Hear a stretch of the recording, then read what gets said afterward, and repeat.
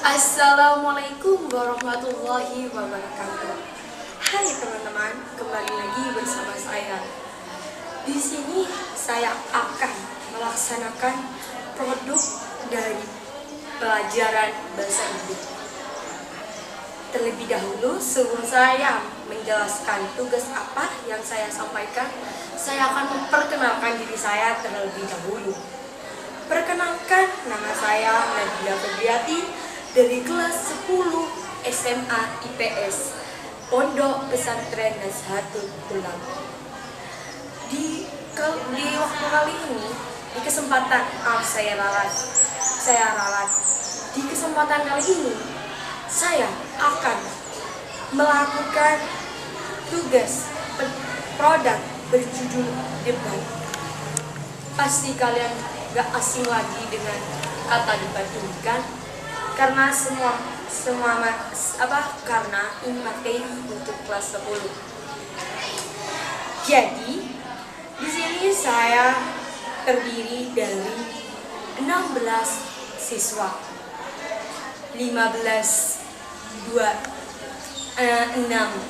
tim pro dan 6 tim kontra, dan saya sebagai moderatornya. Dan pada mosi debat kali ini ialah kenakalan remaja terjadi karena adanya pengaruh budaya luar. Di sini kan pasti akan muncul pro dan kontra. Sebelum kita mulai debat tersebut, saya akan menjelaskan sedikit tentang apa sih yang dimaksud remaja, apa sih yang dimaksud kebudayaan. Pasti kalian bertanya-tanya.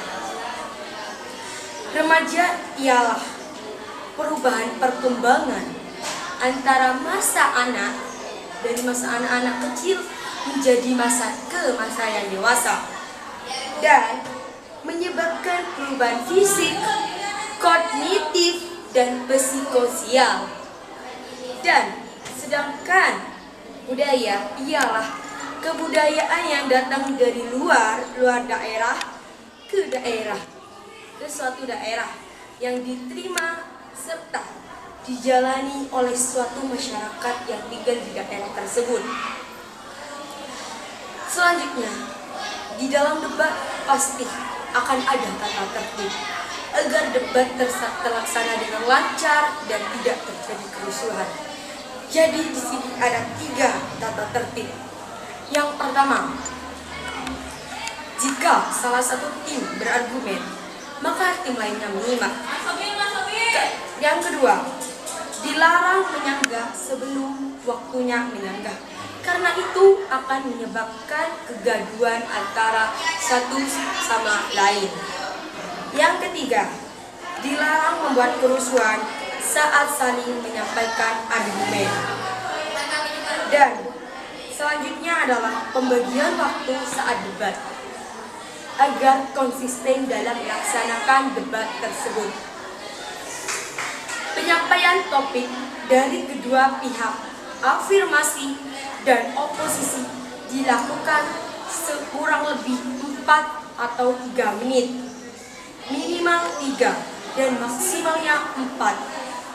Setelah itu, sebelum pernyataan topik, kita melakukan perkenalan terlebih dahulu agar kalian tahu tim afirmasi ada siapa aja dan tim kontra ada siapa saja. Setelah perkenalan, maka akan dilakukan pernyataan topik oleh ketua afirmasi dan ketua oposisi. Dan debat dimulai kurang lebih 13 menit sampai 14 menit. Dan yang terakhir, kesimpulan akan disampaikan 3 sampai 4 menit, dan kesimpulan tersebut akan disampaikan oleh saya sendiri. Jadi, sebelum debat dimulai, kedua pihak menyampaikan pernyataan topik selama 4 menit. Kita mulai dari tim afirmasi.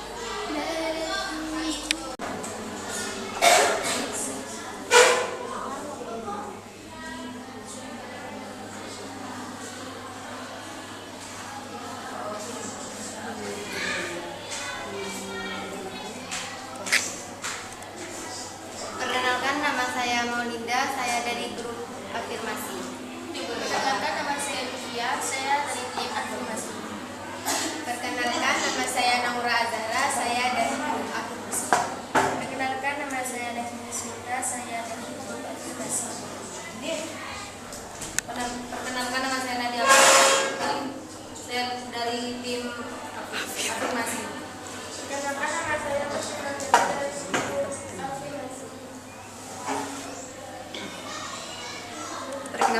nama saya Nadira, saya dari grup oposisi. Perkenalkan nama saya Nabi Soleha, saya dari grup oposisi. Perkenalkan nama saya Asti Ramdhania, saya dari grup oposisi. Perkenalkan nama saya Kiran Salsabila dari grup oposisi. Perkenalkan nama saya Isma dari tim oposisi. Perkenalkan nama saya Putri Tazamiel dari tim oposisi. Perkenalkan nama saya Sofia dari grup oposisi.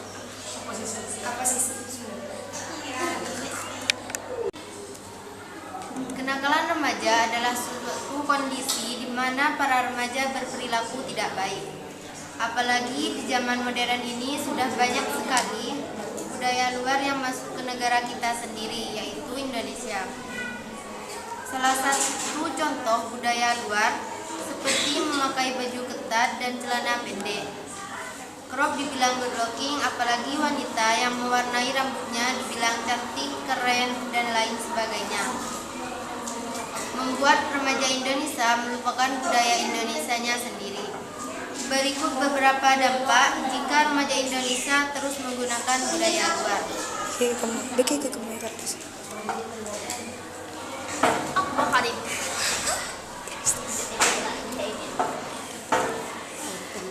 Yang pertama, tentunya nilai budaya. Kebiasaan baik yang terpuji sekarang mulai ditinggalkan. Misalnya memberi salam kepada orang tua, berperilaku sopan satu sama lain, dan saling menghargai. Yang kedua, menurunnya rasa nasionalisme yang awalnya menyukai diri sendiri, sekarang lebih menggunakan produk luar. Misalnya, sebuah negara luar masuk ke Indonesia, contoh seperti mie Samyang, lebih memilih mengkonsumsi mie Samyang daripada Indomie.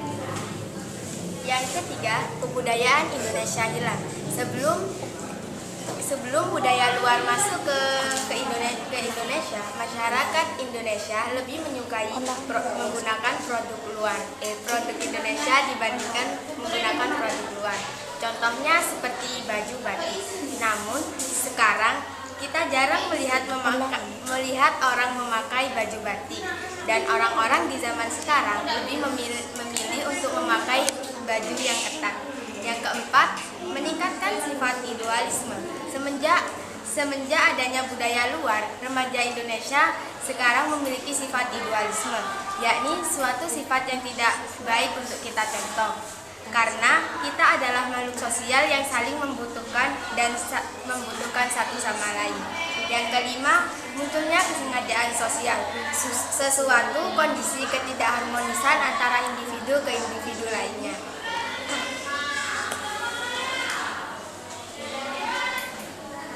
Saya Nadira, saya dari grup oposisi.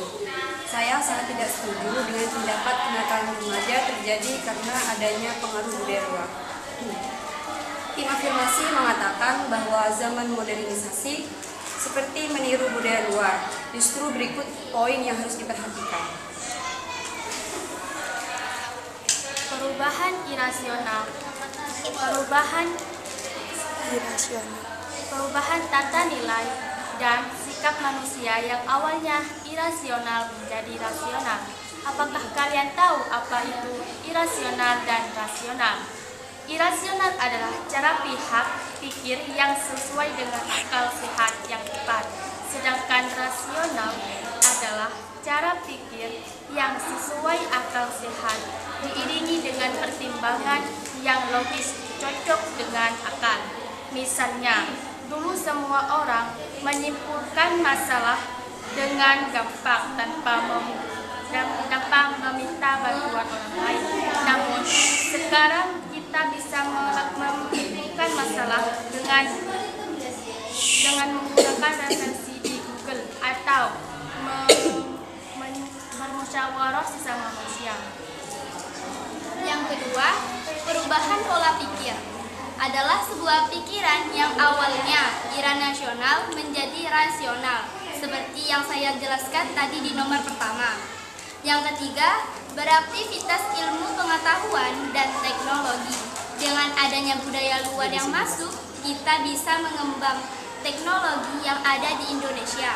Seperti contohnya, Indonesia membuat mobil listrik yang diisi menggunakan charger, tidak menggunakan listrik.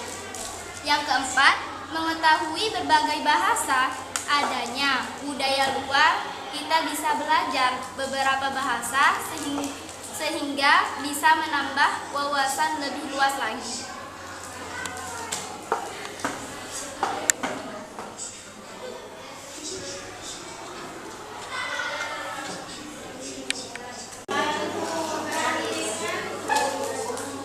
Saya Sumiti Ardi. Saya di sini akan menyanggah argumen dari Mita.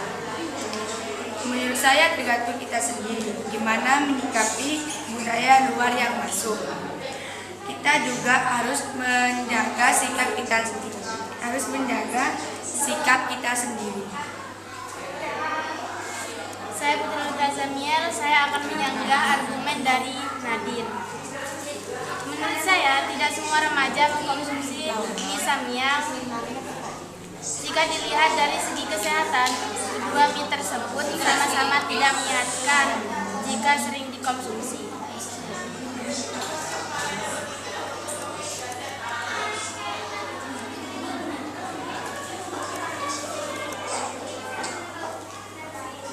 Saya Kirani Salsabila, saya akan menyanggah dari Putri Nurjana. Saya tidak semuanya harus dengan Menggunakan Tidak semuanya harus dengan menggunakan batik untuk melestarikan budaya luar. Ada berbagai cara yang bisa kita lakukan.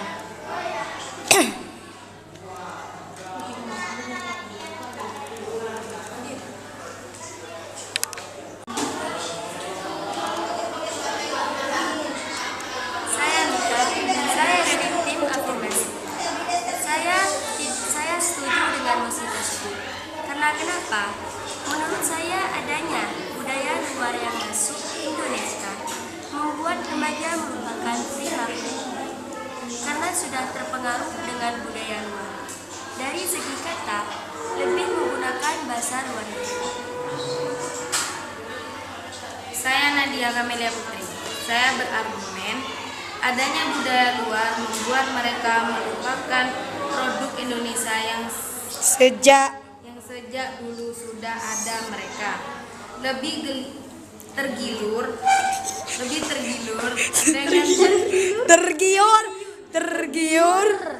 dengan produk luar negeri. Lebih tergiur dengan budaya luar seperti Baju ketat. mirip orang Amerika. Saya akan tentang budaya luar membuat remaja Indonesia sangat melestarikan budaya Indonesia. Sendiri lebih menyukai budaya luar seperti lebih menyukai dengan K-pop dan drakor. Cukup sekian argumen dari saya. Wassalamualaikum warahmatullahi wabarakatuh.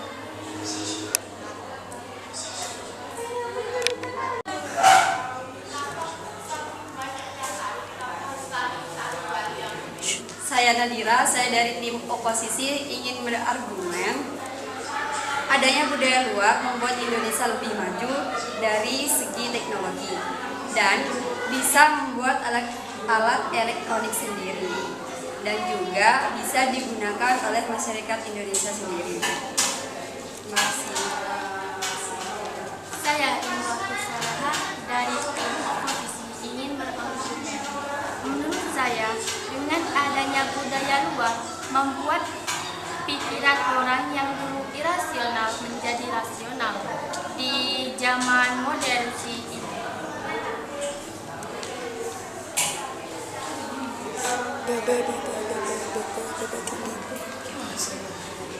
Saya Irina akan dari tim oposisi akan berargumen adanya budaya luar menambah wawasan seperti belajar bahasa luar, lagu penyaring dan lain sebagainya.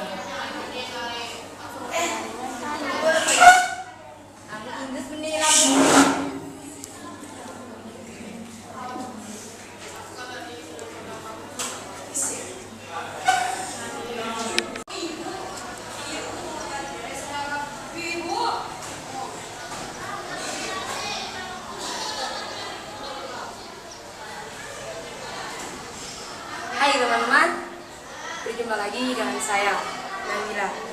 Di kesempatan kali ini saya akan menyimpulkan dari hasil debat kedua tim tersebut.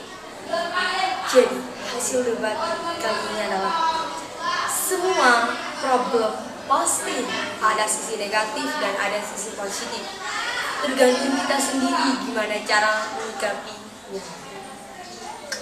Menurut saya, budaya luar yang datang ke Indonesia itu boleh-boleh saja, asalkan kita tahu gimana cara menghandle-nya. Contohnya, jangan sampai kita melupakan budaya Indonesia yang sudah terterap dari dulu hanya karena dengan adanya budaya luar yang masuk. Diperkirakan kita menggunakan barang produksi Indonesia 80% dan barang produksi luar hanya 20% saja. Itu sih menurut saya konsisten. Karena kalau kita lebih kebanyakan menggunakan budaya luar, otomatis kita akan melupakan kebudayaan Indonesia sendiri. Padahal dari kecil, dari kita bayi, kita udah tinggal di Indonesia. Jadi di saat dewasa Pak kita melupakan begitu aja, itu kan akan menjadi perilaku yang buruk. Dan setelah itu, menurut saya adanya budaya luar juga ada sih sisi positifnya. Barusan saya menjelaskan sisi negatif, dan di sini saya akan menjelaskan sisi positifnya. Sisi positifnya itu Indonesia bisa lebih maju, berkembang, sama kayak tadi yang udah didebatkan sama mereka. Ya, tapi meskipun berkembang, ya kita kembali yang seperti awal. Kita harus tetap mempertahankan kebudayaan Indonesia. Karena apa? Indonesia ini sangat beragam. Indonesia sangat kaya akan perainannya, akan kehutanannya, dan akan banyak makanan dan keanekaragaman makanan, budaya, semua hal. Indonesia itu sangat kaya akan hal tersebut. Jadi adanya budaya luar itu, ya kita boleh sih melakukannya, tapi jangan sampai kita melupakan budaya Indonesia. Itu aja, segitu saja dari saya. Bila ada tutur kata saya yang salah, mohon dimaafkan karena kita sebagai manusia tidak luput dari salah dan dosa. Dan sampai jumpa di video saya selanjutnya. Jangan lupa like, comment, share, dan subscribe untuk mengetahui kalau saya udah mengupload video selanjutnya. Thank you for attention. I'm sorry if there is mistake. Assalamualaikum warahmatullahi wabarakatuh.